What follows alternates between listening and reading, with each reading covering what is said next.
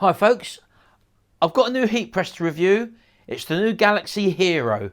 Let's take a look at it.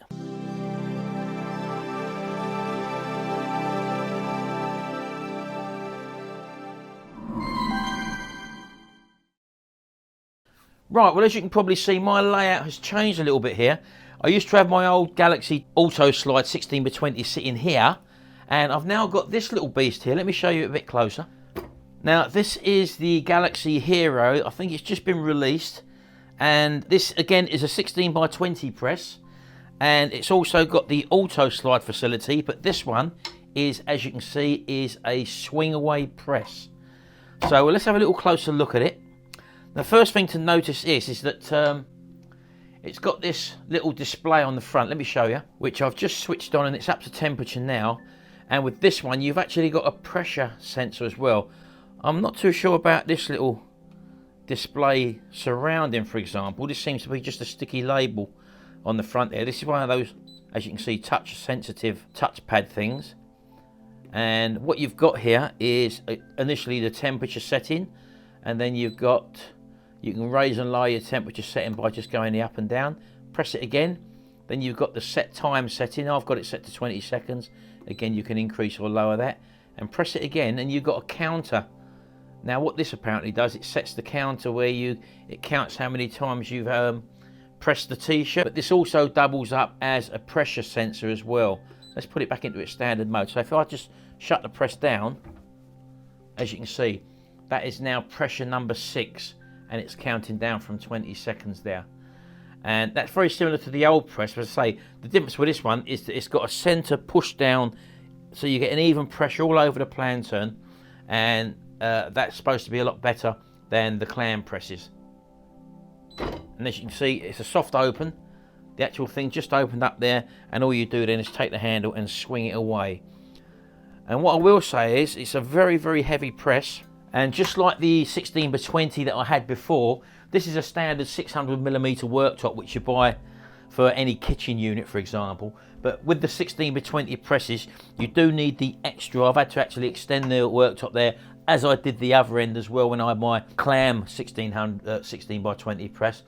But you need probably a bit more space behind the back of this one, because you need to swing this one away, and this gives you then access. And don't forget, you've got the slide out facility as well. You can pull that right out like that, and that clears the planturn totally. So that's a little bonus there. It came with the quick slip protector on it, which is the Teflon sheet there, and it also came with another Teflon sheet to lay on top of your garments as well. So I'm very pleased with that. Coming around the side there is your actual pressure to increase and lower your pressure, and the handle is not interchangeable, so this swings away, as you can see, to the right. And I did notice, or I did ask rather, from the supplier, which was Subley Blanks, if this or not you can convert it to swing open the other way, but apparently you can't, so you can only swing away to the right. So if you're going to get one of these, you need to make sure that you've got the space for it to swing away. That's one of the reasons why I had to move my work station from here, from down the other end, because it was obviously interfering with the wall. So I've actually had to do that for the reason, and there's no way that you can change that. This would be comparable, I suppose, for the other one in its class, which is the large style press. And as I say, the Style, obviously being the market leader, is probably about £2,000, £2,500, depending on what country you're in and where you get it from.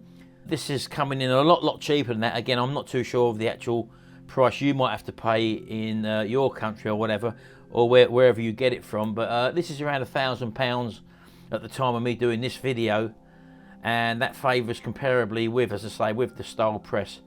Now, a lot of people saying that certain types of transfer papers, for example, like the Forever Flex transfer papers, which I tried to use with my clam press, didn't really prove to be reliable. And that the reason apparently for that seemed to be that you really need like a press that pushes down in the center as opposed to a clam press. And when I went to a training day at the Forever warehouse in the UK, they were obviously using a Styles press which was similar to this one. They had constant results. So now I've got one of these, I'm going to be checking out the forever transfer papers again and seeing if this was indeed the necessary press for using them papers. So that's something else we're going to be looking at as well. Again, it's got the same sort of heating element apparently as the 16x20 Galaxy clam press. It's exactly the same heating element, and that's proven over the years since I've had it to be ultra reliable. I've never had any problems at all with transfers not adhering or vinyls or whatever. Everything's been a constant heat, which is obviously the biggest thing with a heat press. And apparently this one hasn't got it. It's got a new thing called RAM lock. This is the one prior to the brand new one which has just come out, which has got RAM lock on it. And apparently RAM lock is a facility for you to have an interchangeable plan turn where you can take this off quickly and put different plan turns on. Apparently Chablis Blancs are doing a 4x4 plan turn, which is ideal for sleeves, a 6x10 and an 8x10 plan turn. So that'd be a lot for kiddies clothes, toddlers, hoodies and stuff like that. So this one doesn't have that facility, but as I say, the latest ones, if you're going to buy a brand new one from now onwards, then it will have the RAM lock facility on it. We're going to do some testing with this now and just see what it does, how it performs, especially with the Forever Flex papers, which I'm going to try now. So let's just set you up and we'll see you in a minute.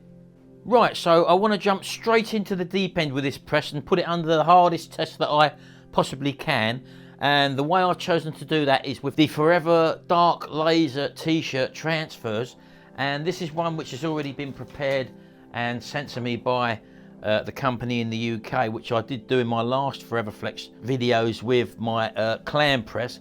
And it didn't quite take fully. So the problem I've got now is that, is it going to work on this one? So what I've got here, I've changed the temperature. They say 155 degrees.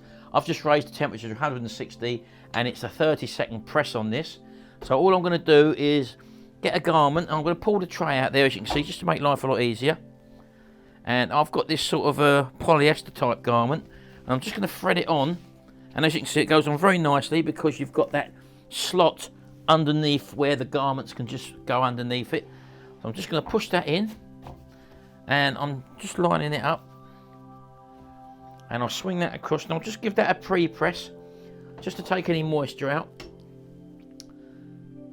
And what you've also got on the side button there, as you can see, you've got a quick release in case you needed to, rather than it operate off the counter. And I've also realised that the controls here, this is the pressure sensor. Now when I go to the set button in the middle, if I press it once, that's where you alter the temperature. If I press it again, that's where you alter the time.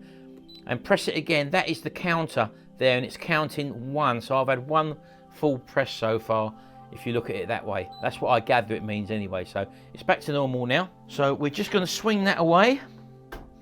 We're going to line up our graphic on our t-shirt. And what I'm going to do, just because some presses can suck up the paper, and you need to peel this cold, this product. So I'm just going to get some tape, which is our heat sensitive tape, and I'm just going to stick a couple of little bits on the edge, top and bottom, just to make sure that we don't lose any of that toner on the garment by the heat press sucking up the garment. So right, we've got that now. All I'm going to do now is pull the plan turn across, drop it down with a firm pressure, and we've got a pressure of 6, and this is going to be counting down for 30 seconds. And as I say, this is 160 degrees I've set this one at. Right, and as I say, this is a cold peel product, so we're going to take the garment off, swing that across, pull the plan turn out, and I'm just going to unthread it, and I'm going to lay that down on my worktop. And that's another reason why sticking that tape on just means it doesn't fall off. So I'm going to leave that there for the moment.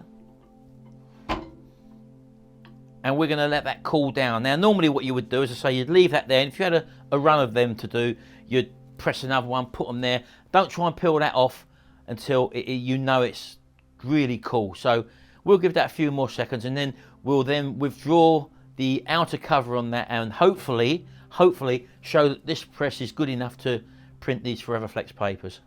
Right, okay then. So this is the trying moment. This is very, very cold now. So it's as it should be, and as you probably know by my previous videos, there is a technique for these, and what you have to do is to sort of roll it off. So what I'm going to do is to take a firm pressure and you sort of roll these back. Be pretty firm when you're doing it. And all I can say there is, that has come out absolutely perfect. Now, me not checking properly, I should have cut the bottom of the transfer paper off, which I didn't do because I haven't done these for a while. I actually forgot that. You should normally slice the bottom of the transfer paper all the way around, but that's not a problem. This is only a test piece.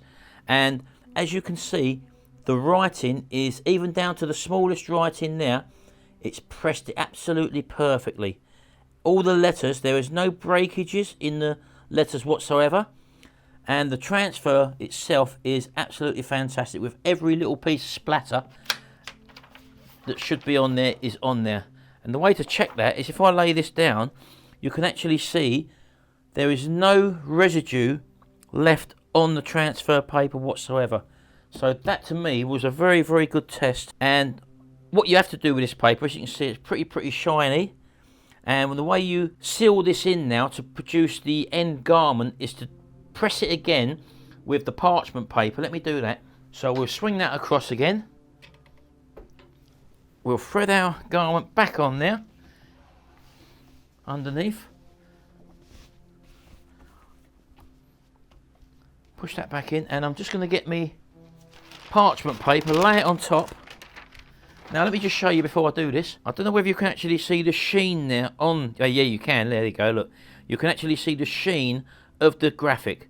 Now that isn't set yet. If you try to wash that, and there's a chance that that could start to peel and crack. So you have to set it now. And you do that by putting the parchment paper over the image again. Swinging your press shut. And just pressing for another 30 seconds.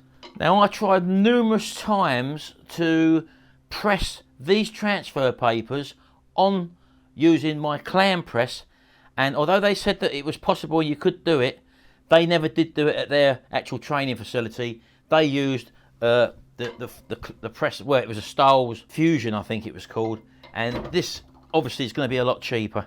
So let's pull that across, and we can take this off now.